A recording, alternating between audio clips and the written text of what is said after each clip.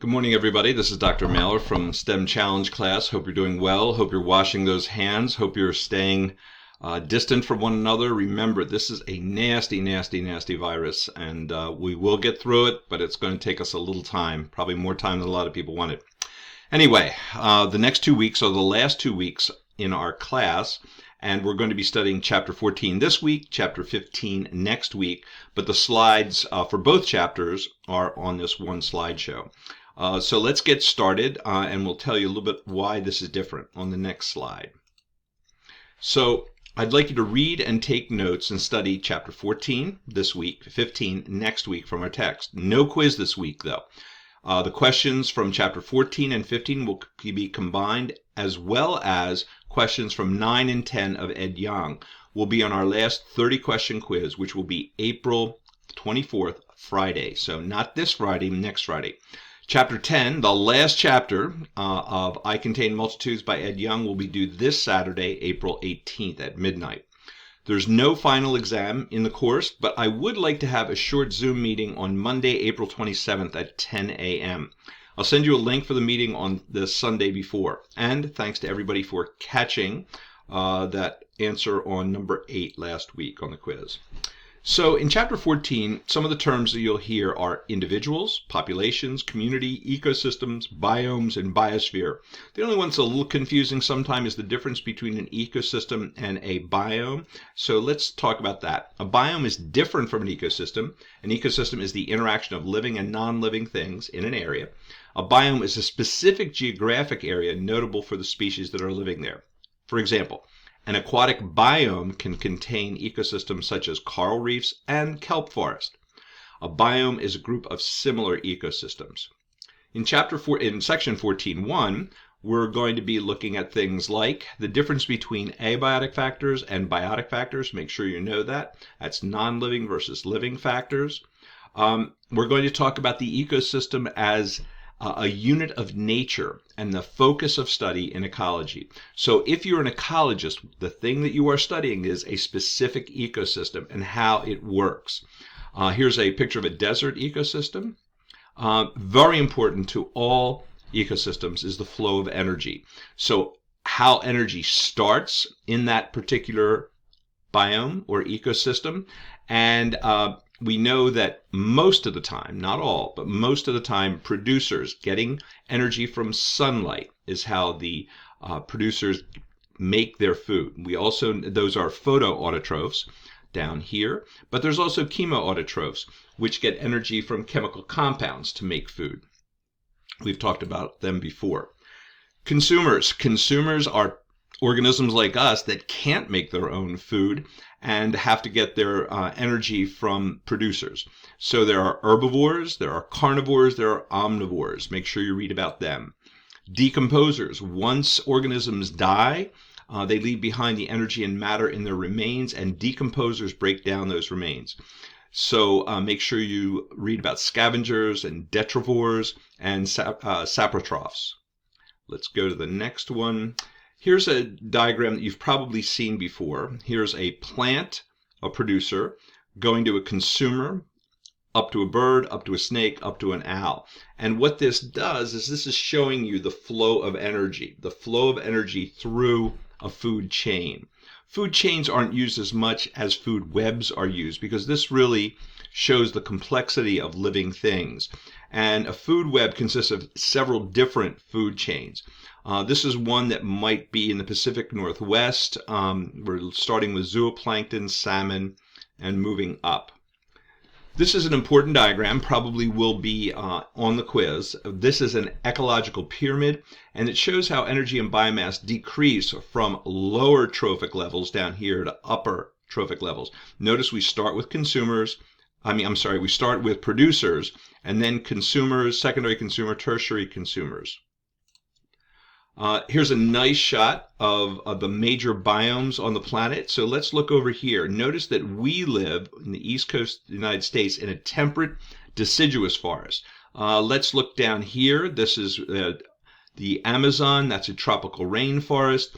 Up here is tundra at the very top, Arctic tundra. So take a look at these biomes and kind of learn the general area where they are. One of the things that's so important about keeping as much nature around as possible is that we get a lot of our medicines from plants. And this is a website that talks about that. I'd like you to just look at that briefly. In section 14.2, we talk about recycling matter. Now remember we said that all life is CHON, carbon, hydrogen, oxygen, nitrogen. And so how do we recycle the hydrogen and oxygen? How do we recycle the carbon? How do we recycle the nitrogen as it moves through living things? And that's what this section talks about. So let's look at this. First is the water cycle. You've probably seen this before. There's no beginning or end to the water cycle.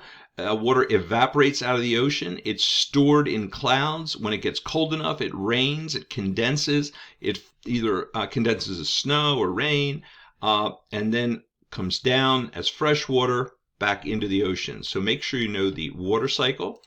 Well, this is, if you take a look closely at this, this shows you how carbon is cycled through the atmosphere and how it's consumed. So fossil fuels bring a lot of new carbon up, and make sure you study this. That's looking at the geosphere, the biosphere, and the atmosphere.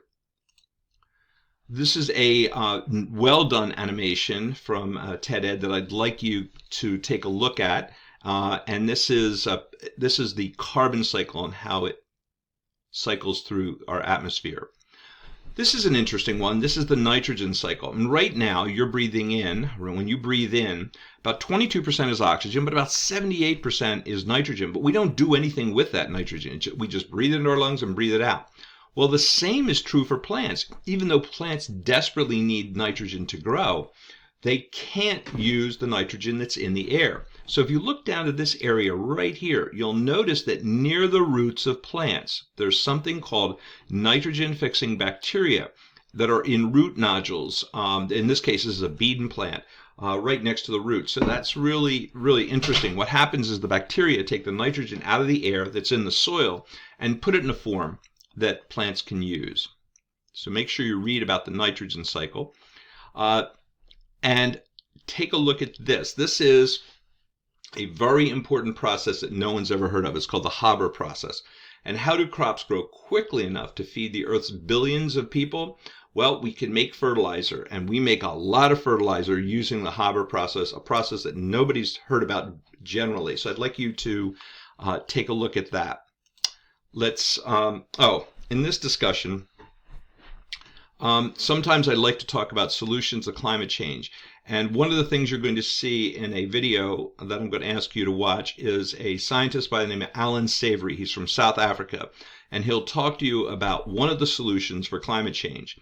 I personally think that climate change the solutions to climate change will either come from a mix of these three. Either it'll be pure technology, for example, machines to suck carbon out of the air, pure nature, the greening of the deserts that Alan Savory talks about in the video that I'm going to ask you to look at, or a hybrid solution such as bioengineering.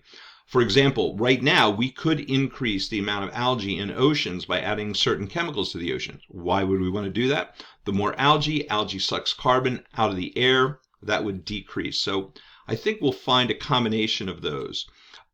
This is a TED Talk. It's a little bit longer. It's almost 20 minutes, but it's really important. And it's about how do we fight desertification and reverse climate change by a scientist that I just mentioned from South Africa. So please watch that. We may have a question or two on that. Biomes in section 14.3. We mentioned biomes already. Climate is the average weather in an area over a long period of time. That's different than weather. Make sure you know the distinction. Here we have two pictures that are in Africa. One is rainforest, and one is in Australia, and one is the Sahara. Here are the major biomes. We saw this a few slides back. This is a really important diagram. It's called the Whittaker biome diagram, and I want you to take a look at what this is. On the y-axis, this is the annual precipitation in centimeters. So right here, this is about how much annual rainfall we get in our area. Remember, we're a temperate seasonal forest. We get about 100 centimeters of rain every year. If we had more and more rain up to 400 and it got warmer, we'd be a tropical rainforest in the area. So it's on the y-axis, it's precipitation. On the x-axis, it's temperature. And as these two factors change, the biomes in that area change. So make sure you know the Whittaker biome diagram. This is a term that's very important, biodiversity. This is short TED Ed that I'd like you to watch on that, on biodiversity. And I'm just going to mention this. You don't have to do anything with it, but the Earth Biogenome Project is trying to sequence all of the genetics of life on our planet. Really interesting. Take a look at this. This will help you also with the content. This one is another TED Ed animation. Don't worry about that. And then on to chapter 15, but that will come next week. So let me go back. Please make sure you watch all of the animations. Make sure that you read all of chapter 14, 1, 2, and 3. And I'll leave it set on this. Remember, read, take notes, study 14 this week. No quiz. 15 will be next week. We'll have our last quiz not this Friday, the following Friday, April 24th. Final Ed Young chapter this Saturday. No final exam. We'll do a Zoom meeting as our last meeting on Monday, April 27th. Please take care of yourself, everyone. I try to have these run at about 10 minutes. This one's a little bit longer. If you have any questions, don't hesitate to email me, and we'll talk to you soon. Stay safe. Stay safe.